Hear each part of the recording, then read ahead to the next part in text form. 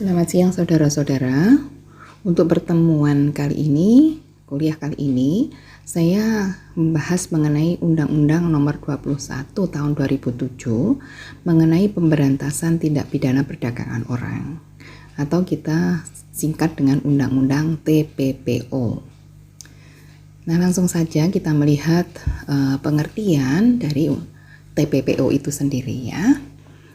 Di dalam pasal 1 undang-undang ini ditentukan mengenai bentuk, cara dan tujuan dari TPPO.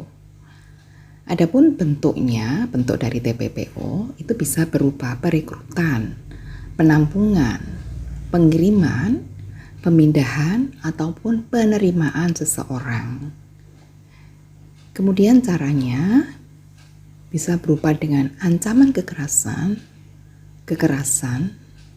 penculikan, penyekapan, pemalsuan, penipuan, penyalahgunaan kekuasaan, ataupun penjeratan utang terhadap orang tersebut atau keluarganya.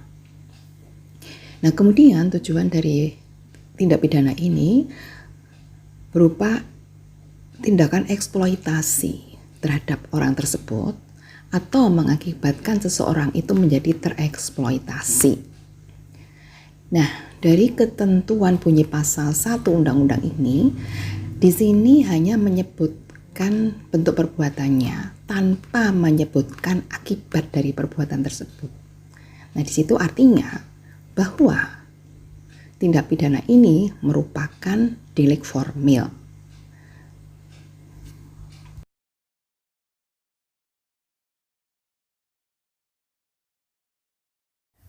Undang-undang TPPO ini merupakan undang-undang khusus.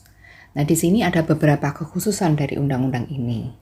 Yang pertama, adanya pemberatan hukuman terhadap pelaku. Di sini pidananya ditambah dengan 1/3. Hal itu ditujukan kepada kalau pelaku itu merupakan korporasi. Kemudian, kalau pelaku itu seorang pejabat. Nah, di sini juga ada pidana tambahan untuk pejabat tadi berupa pemberhentian tidak hormat. Kemudian dalam hal korbannya anak. Nah, jadi terhadap pelaku korporasi, pelaku pejabat, atau dalam hal korban itu anak, maka ada pemberatan terhadap pelaku dengan ancaman pidana ditambah 1/3-nya. Kemudian kekhususan yang lain, adanya pemberian restitusi dari pelaku. Kemudian dalam hal terjadi satu percobaan, maka di sini dianggap sebagai delik selesai. Jadi pemidanaannya untuk percobaan itu sama dengan delik selesai.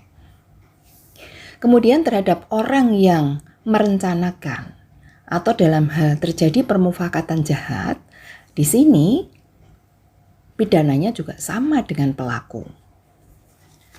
Kemudian ada perluasan alat bukti. Ketentuan alat bukti diatur dalam pasal 184 KUHP. Di sini ada perluasan. Jadi tidak hanya sebatas apa yang ditentukan dalam ketentuan KUHP mengenai alat bukti, tetapi ditambah dengan adanya informasi elektronik. Kemudian dalam hal denda yang diancamkan terhadap pelaku tidak dibayar atau pelaku tidak mampu membayar denda, maka dapat diganti dengan kurungan, tetapi di sini paling lama 1 tahun. Nah, ini juga merupakan penyimpangan dari ketentuan KUHP untuk kurungan subsidiar ini. Dalam TPPO ini ada perluasan subjek hukum. Pelakunya tidak hanya sebatas perorangan, tetapi korporasi bisa menjadi pelaku tindak pidana ini. Nah, untuk ancaman pidana bagi korporasi, pidana pokok, yang pertama yang ditujukan kepada pengurus, bentuknya berupa pidana penjara dan denda. Kemudian terhadap korporasinya sendiri, ancaman pidananya berupa pidana denda tetapi 3 kali lipat dari ketentuan ancaman pidana dalam Undang-Undang TPPO ini. Selain pidana pokok, juga ada pidana tambahan. Pidana tambahan juga menyimpang dari apa yang ditentukan di dalam KUHP.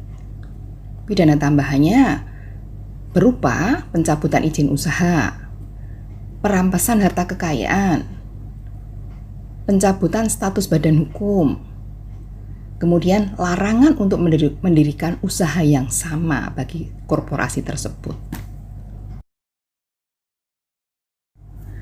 Di dalam TPPO dimungkinkan korban itu seorang anak. Dalam hal anak menjadi korban dari TPPO, maka ketika dilakukan pemeriksaan sidang ada beberapa kekhususan. Yang pertama, dalam hal anak korban tadi diperiksa sebagai saksi, maka pemeriksaannya dilakukan secara tertutup. Kemudian ada keharusan untuk anak tadi didampingi oleh orang tua atau bisa juga walinya atau penasihat hukumnya. Kemudian ketika anak korban tadi diperiksa atau dimintai keterangan sebagai saksi, dimintai kesaksiannya, di sini terdakwa tidak dihadirkan. Kemudian dimungkinkan juga dengan persetujuan hakim, pemeriksaan terhadap anak ini dapat dilakukan di luar sidang. Nah, di sini bisa dengan dilakukan perekaman terhadap pemberian keterangan si anak tadi. Nah, tadi sudah saya katakan bahwa seorang korban itu berhak mendapatkan restitusi dari pelaku. Nah, kalaupun seorang korban itu sudah meninggal dunia, hak restitusi ini pun masih bisa diterima.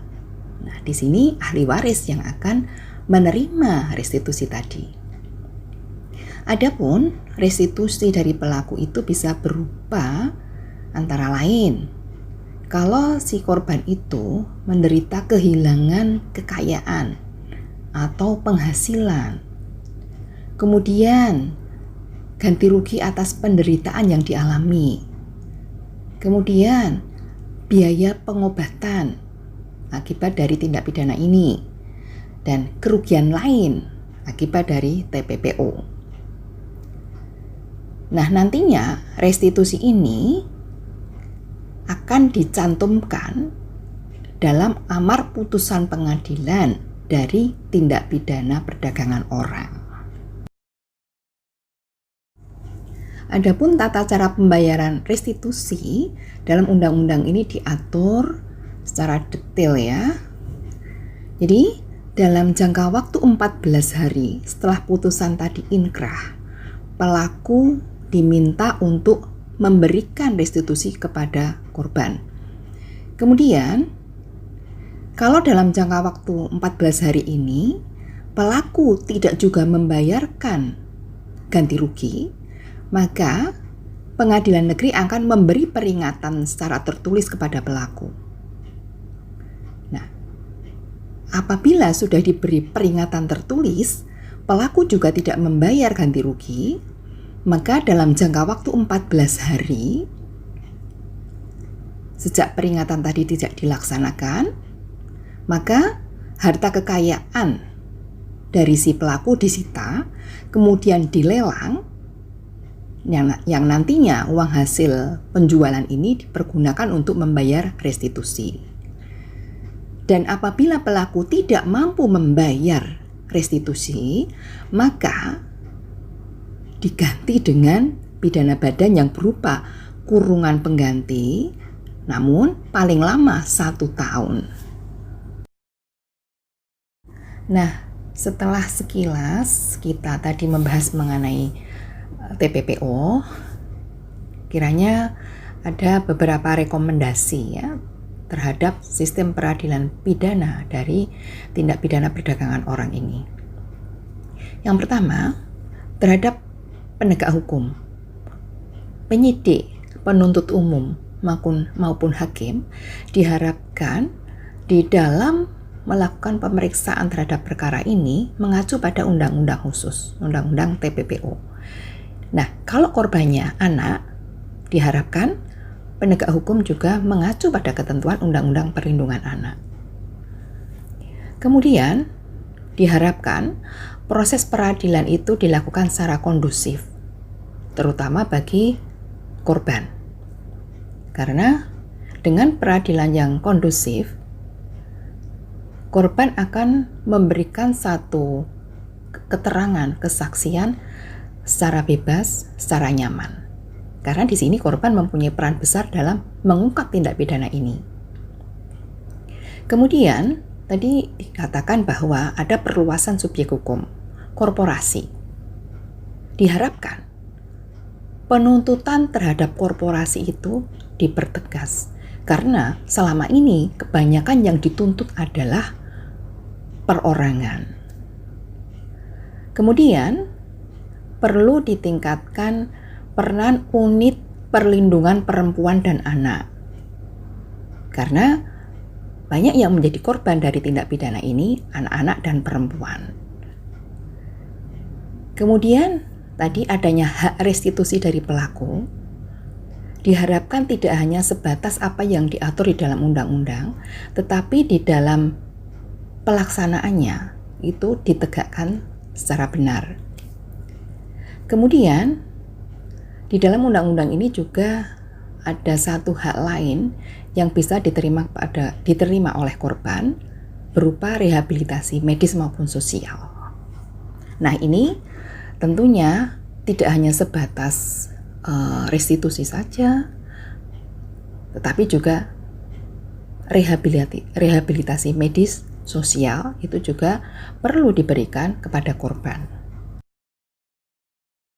Nah, untuk menutup kuliah ini, saya memberikan tugas, tolong cermati video mengenai ilustrasi kasus ini, kemudian jawablah pertanyaan-pertanyaan berikut, dan nanti tugas ini dikumpulkan paling lambat hari Selasa tanggal 3 November tahun 2020 jam 12 siang.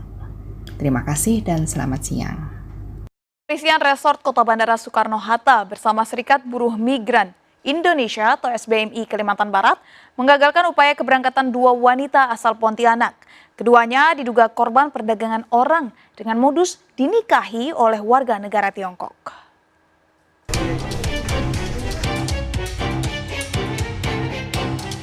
DS dan YL, 2 wanita asal Pontianak, Kalimantan Barat, diamankan petugas kepolisian Resort Kota Bandara Soekarno-Hatta saat tiba di Terminal 1 kedatangan domestik. Selain wanita tersebut, polisi juga mengamankan seorang pria berinisial MR selaku perantara bisnis jodoh yang membawa calon pengantin dari Pontianak. DS dan YL diduga kuat korban perdagangan orang dari agensi Biro Jodoh yang akan dikirimkan ke negara Cina guna dinikahkan oleh warga negara setempat dengan iming-iming uang. Menurut pengakuan salah satu korban, sebelum ditemukan oleh calon pasangannya di Tiongkok, dokumen keimigrasiannya akan diurus agensi perantara. Cina menemui siapa? Calon suami.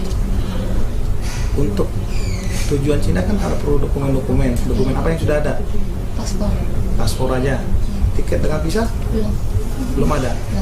Sampai di sini rencana mau tinggal di mana sebelum proses Nggak itu? tahu. Hah? Nggak tahu. Polres Kota Bandara Soekarno-Hatta masih mendalami kasus dugaan tindak pidana perdagangan orang ini. Jadi eksploitasinya atau pemanfaatan dari perempuan ini oleh pelakunya, dan apabila ada indikasi ke sana akan kita proses. Sementara itu, Serikat Buruh Imigran Indonesia mengaku modus agensi dengan motif kawin pesanan saat ini marak di Pontianak, Kalimantan Barat. SBMI Kalimantan Barat telah menangani 13 kasus kawin pesanan tersebut. Target mereka itu sekarang di daerah pedalaman. Yang banyak kita temukan sekarang warga dari. Sementara 2 wanita asal Pontianak dan seorang pria selaku perantara masih dalam pemeriksaan petugas kepolisian Resort Kota Bandara Soekarno-Hatta. Dari Tangerang, Banten, Sukron, iNews melaporkan.